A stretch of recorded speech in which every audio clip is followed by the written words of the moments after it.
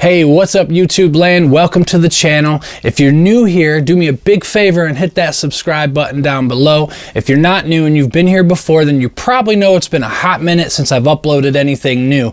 I've been real busy with some music projects. Over the last couple months, a lot has changed. I've got a lot more new toys and reviews to do for you guys, and some updated information on the JJRC X12 as well. So without further ado, let's get right to it.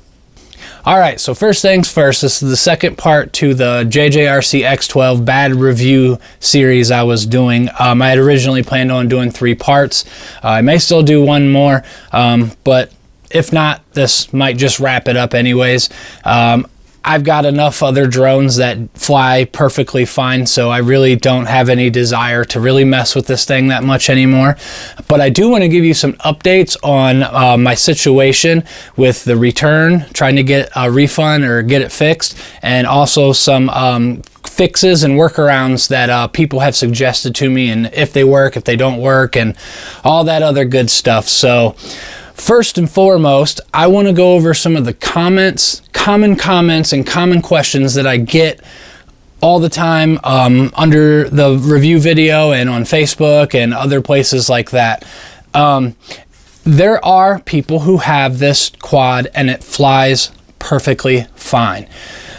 There are not very many of those from what I can see, and I mean, I have talked to a lot of people, and for every one person that this thing flies right for, there's 20 more people that it doesn't fly right for.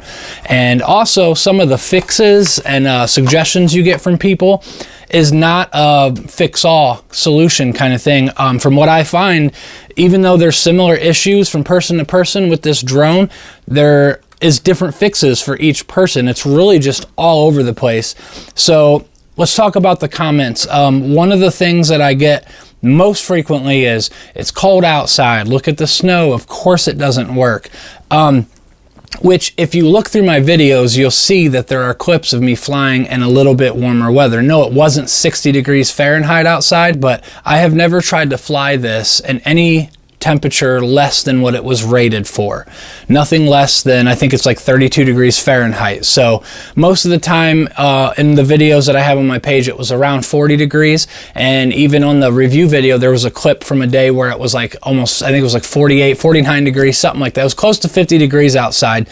And I still had the same issues. And since then, I have flown in even warmer weather and it still doesn't work. It's not the cold weather. I can say that the cold weather does affect the gimbal, because when I did end up getting it to fly soon after the last video in a little bit warmer weather, the gimbal did work a lot better. It still cut out a few times and I had some jello, but it worked a lot better.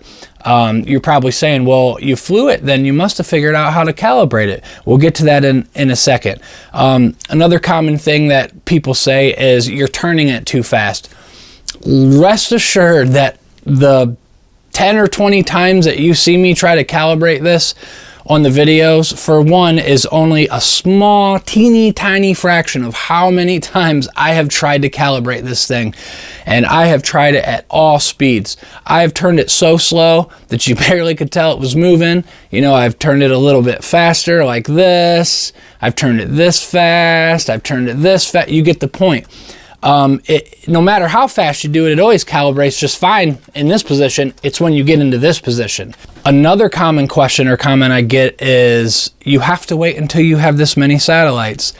I have had 15, 16 satellites solid, no calibration success.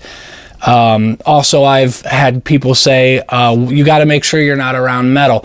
And, you know, I try not to get irritated by these comments, because I know that a lot of times these are people that just watched a couple minutes of the video. They didn't, you know, sit down and watch all of my videos, or all of each video for that matter. But it does kind of get a little frustrating when people are telling you to do things that I feel would be obvious for anybody to do. Like, I know not to try to calibrate it or fly it around metal, but I have other drones that will calibrate and fly in the same exact areas. And I have taken this thing probably, I'd say an average, just guessing, but maybe like 15 different locations, and almost all of them are like in the middle of nowhere in a cornfield. So from what I can remember, I think that's pretty much all the questions and comments that I get. Now let's get to the suggestions and tips that I've gotten from people to try and get this thing to work. Some people have said that when you get to the vertical calibration step to turn it the other way, that did not work for me. I have seen other people say that it worked for them and did not work for me. And yes, I tried it many times. Yes, I did it slow. Yes, it was warm. Yes, I had 15 satellites. It just didn't work. Another suggestion was to use an Android phone. And so I grabbed an Android phone and I went out to try it out. And sure enough, it calibrated every single time, 100%. I didn't have any error screens popping up, nothing telling me I was close to metal or any interference or anything. Perfect. Everything was awesome. I still had issues with the gimbal. It still wasn't flying super stable and, you know, things like that. But I had it in the air and it was flying. Felt fantastic. So I came home. I had planned to do another video to show you guys this drone working with an Android phone. But when I go to calibrate it, the apps are gone. CFly, gone. EnjoyFly, gone. No longer there, no longer available for download, so I could not fly it. I was very, very upset, and what footage I did have, I didn't even keep. I was just pretty frustrated. Come to find out that you still can download one or both of the apps, I can't remember, but you have to download it online directly from a website. I will post that link in the description below for those who want to download it. I might download it and go try and fly and do a video for you. I might not. Like I said, I have other drones now that I'm having a blast with, so I really don't have any desire to really mess with this thing anymore. The whole reason I'm doing these videos and making such a stink out of it is because I know how it felt to spend $250 and to get a junk drone, and then to see people, you know, online saying, well, you get what you pay for. Well, I didn't even get what I paid for. I don't expect it to fly like a DJI or have the same features as a DJI does, you know, obstacle avoidance and different cool things on the app, or you know, OcuSync or anything like super long range and, you know, all that stuff. I just wanted it to do what it said it could do, or close to it.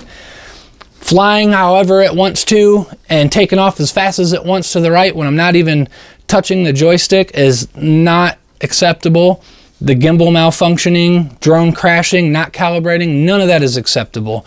So anyways, let's give you an update now on the situation between me and the company I bought this from. And believe it or not, I've bought so many drones and stuff in the recent past couple months that I can't remember if it was GeekBuy, GearBest, whatever, but I'll put it on the screen so you remember.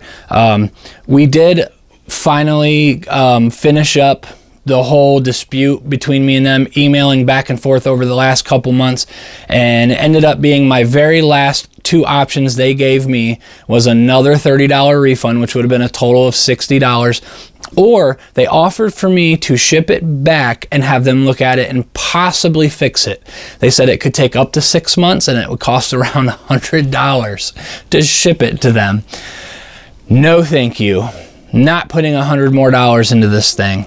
So, moral of the story is I have had this drone for 5 months or so. I really have only attempted to fly it a couple times in the last 2 months, but overall, it's a piece of junk. I don't recommend it.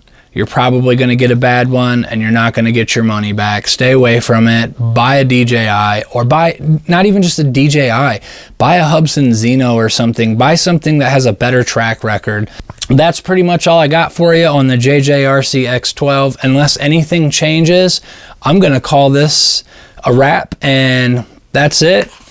Thanks for stopping by. Stay away from this paperweight.